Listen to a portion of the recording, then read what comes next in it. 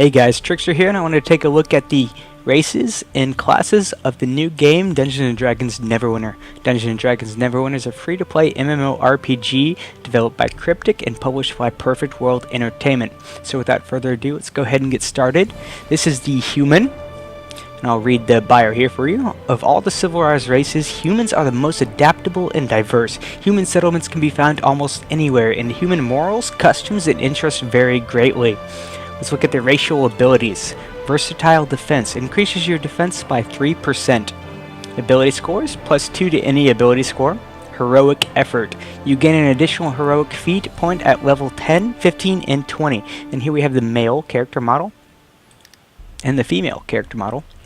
Now moving on, let's go look at the dwarf. The glory of the ancient dwarven kingdoms lies far in the past, yet these stout champions remain vigilant against the myriad of foes arrayed against them, claiming that they stepped fully formed from the heart of the world. Dwarves have much in common with the stone and steel they respect. Stand your ground. You have 20% increased resistance to knock and repel effects. Ability scores grant you 2+ Constitution and either 2+ Strength or 2+ Wisdom. Cast Iron Stomach. You have 10% increased damage resistance to damage over time abilities effects. And here we have the female character model and the male character model. A really stout looking dwarf right there. We'll go on to the half-orc. Half-orcs combine the best qualities of humans and orcs, though some would argue that the good qualities of orcs are few and hard to find. From their orc blood, half-orcs inherit great physical strength and toughness. They are fierce warriors, fleet of foot as they charge into battle. And the racial abilities are Furious Assault. Your critical hits do an additional 5% damage. Ability scores grants you 2+ Dexterity and either 2+ Constitution or 2+ Strength. Swift Charge. You gain a 10% bonus to run speed for 3 seconds when you enter combat. This effect can only occur once every 20 seconds. And here you see is the male character model and the female character model. Wow, that's definitely a female orc right there. Alright, on to the elf. Wild and free wood elves guard their forest lands using stealth and deadly arrows from the trees. They build their home in close harmony with the forest, so perfectly joined that travelers often fail to notice that they have entered a wood elf community until it is too late. Ability scores are Elven Accuracy. Increase your chance to critically strike by 1%. Ability scores grants you 2+ Dexterity and either 2+ Intelligence or 2+ Wisdom. Wild Step. You have a 10% resistance to effects that slow your movement. And here we have the wood elf female character model and the male character model. Now that's some pretty cool looking armor right there. Moving on to the half-elf. Descended from elves and humans, half-elves are a vital race in which the best features of elves and humans often appear. The racial abilities are Dilettante. Grants +1 to non-class ability scores. This bonus is automatically determined by your class. Ability scores grants you 2+ Constitution and either 2+ Charisma or 2+ Wisdom. Knack for Success. You are naturally better at many facets of life, gaining a +1% Deflect, +1 Critical Severity, and a +1% Gold Find. Now let's move on to the Halfling. Halflings are a small race known for their resourcefulness, quick wits, and steady nerves. They are a nomadic folk who roam waterways and marshlands. No people travel farther or see more of what happens in the world than halflings. Here you have the racial abilities. Nimble Reaction. Your small stature and quick movements grant 3% chance to deflect incoming attacks. Ability scores grant you a 2+ Dexterity and either 2+ Charisma or 2+ Constitution. Bold. Your fearless nature increases your resistance to crowd control effects by 10%. And here we have the male halfling and the female halfling. Moving on to the tiefling. Plagued by a dark and sinister heritage, tieflings walk through the shadows of their race's past, savoring the darkness or trying to escape it. Tieflings are scattered through Faerun, littered geographically, and a reminder of distant times when devils and demons exerted an active influence over the land. So it's kind of like a little demon class. And here we have the female character model and the male character model, with their racial abilities being Blood Hunt. You deal an additional 5% damage to targets below half health. Ability scores grant you 2+ charisma and either 2+ constitution or 2+ intelligence. They look like they could use some extra charisma. Infernal Wrath. Whenever you are hit, you have a 10% chance to lower the power of the attacker by 5% for 5 seconds. And that is all the all the current races of Dungeons & Dragons. There is a coming soon over here.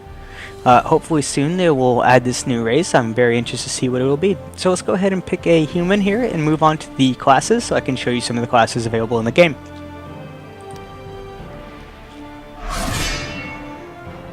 Starting, of course, with the Great Weapon Fighter. The Great Weapon Fighter is an unstoppable force of damage and steel, skilled in using the weight of a greatsword to dispatch those that stand in his way.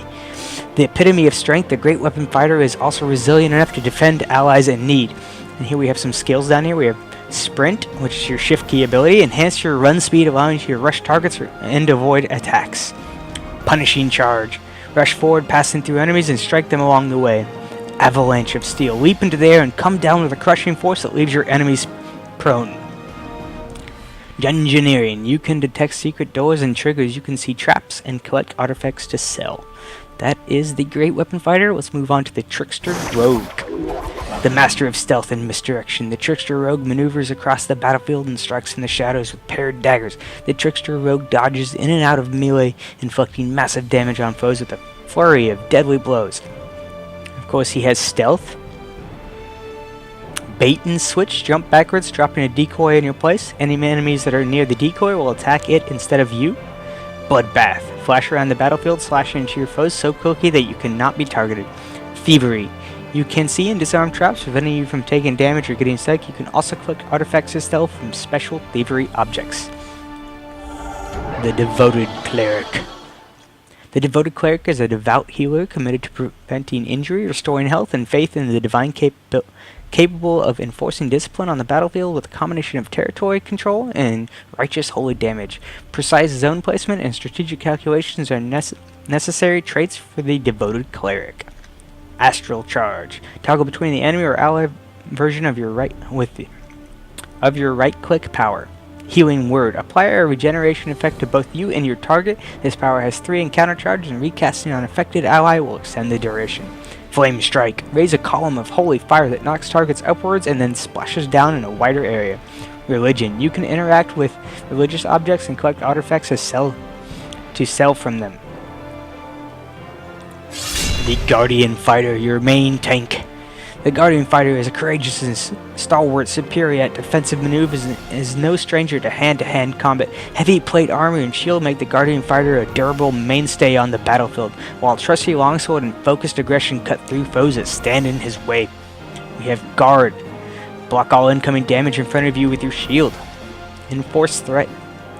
Forcefully taunt nearby foes, causing them to attack you. Aggro.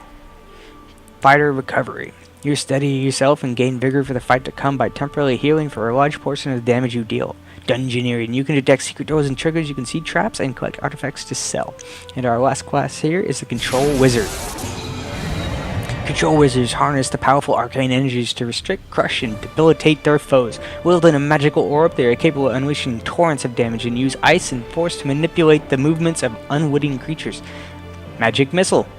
Blast your enemy with arcane damage. The third cast strikes 3 times. Chill Strike. Hurl a powerful icicle at your enemy, briefly stunning them and adding chill. Arcane Singularity. Create a powerful singularity that sucks in all enemies in a large area. Arcana. You collect magic items to sell and you can interact with arcane objects. These interactions often give you a bonus to combat skills. And as you see, there is a coming soon.